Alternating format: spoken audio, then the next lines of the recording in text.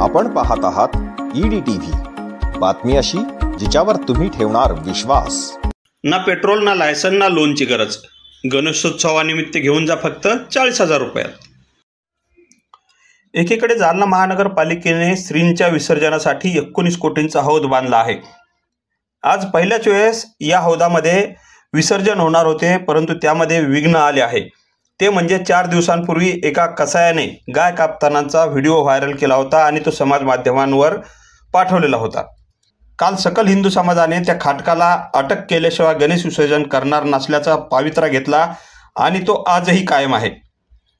पालिकेने आणि गणेश भक्तांनी श्रींच्या विसर्जनाची तयारी तर केलेली आहे, परंतु समाजाच्या निर्णयासाठी ते आत्तापर्यंत वाट पाहत आहेत। 4 वाजले तरी जालना शहरामध्ये ना ढोल ताशांचा आवाज आहे ना कुठे उल्हास दिसत आहे। सध्या गणेश मूर्ती आहेत तिथेच आणि जशा आहेत तशाच उभ्या आहेत। या संदर्भात पोलीस प्रशासनाच्या वतीने सदर बाजार पोलीस ठाण्याचे पोलीस निरीक्षक संदीप भारती यांनी माहिती दिली आहे। काय म्हणालेत भारती, पाहूयात। जालना शहरामध्ये एक गोमातेची हत्या करताना एक व्हिडिओ प्रसारित झाला होता।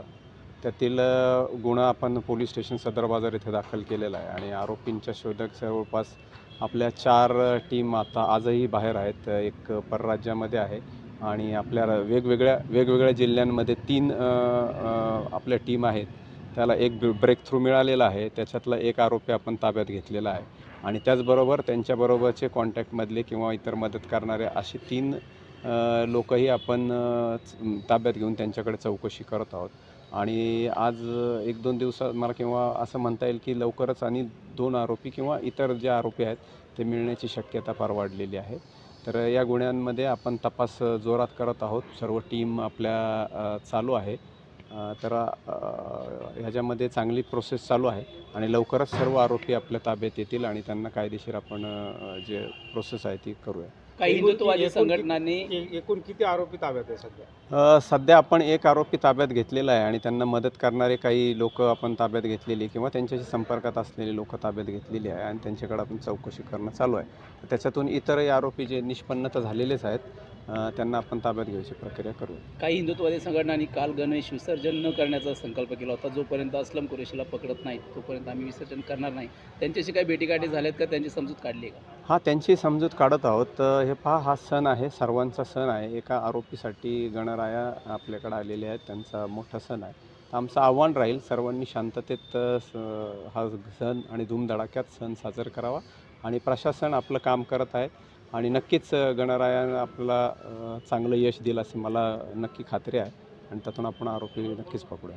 सर, गणेश मिरवणूक सुरुवात व्हायला वेळ होऊन गेलेला, अजूनपर्यंत गणपती मिरवणुकीला निघाले नाहीत, काय सांगाल याबद्दल? नाही, अजून आता 2 वाजलेले आहेत। अजून आपण त्यांच्याशी वाटाघाटी करत आहोत आणि बरेचसे मला वाटतं मंडळ निघतील अशी आम्हाला अपेक्षा आहे आणि बरेचसे निघायचे तयारीत आहेत। लोकप्रतिनिधींनी देखील हिंदू समाज संस्थेचं म्हणणं ऐकण्याची भूमिका घेतलेली आहे।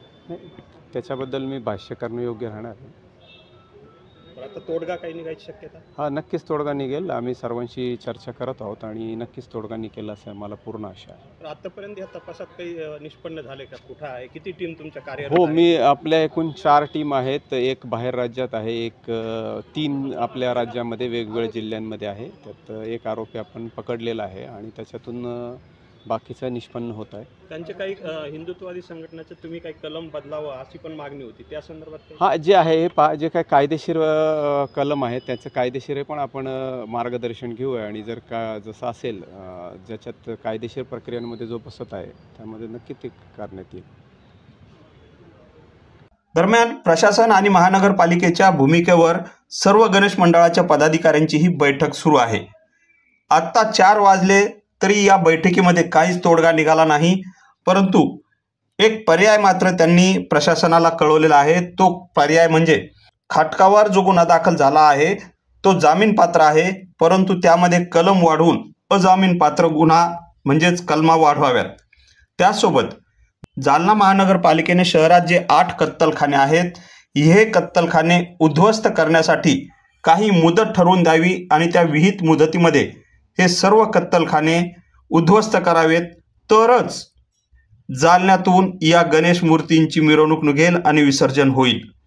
दरम्यान या संदर्भात सर्वच गणेश मंडळांनी संमती दिली आहे आणि या बैठकीमध्ये जो मानाचा गणपती आहे तो आहे नवयुवक गणेश मंडळाचा गणपती आणि याचे अध्यक्ष आहेत राजेंद्र आबड यांनी देखील हिंदू समाजाने आपल्याला परवानगी दिल्याशिवाय आपण देखील मिरवणूक काढणार नसल्याच्या मतावर ठाम आहेत आणि समाज जो निर्णय घेईल त्याच्याशी आपण सहमत असल्याचेही ते म्हणाले आहेत।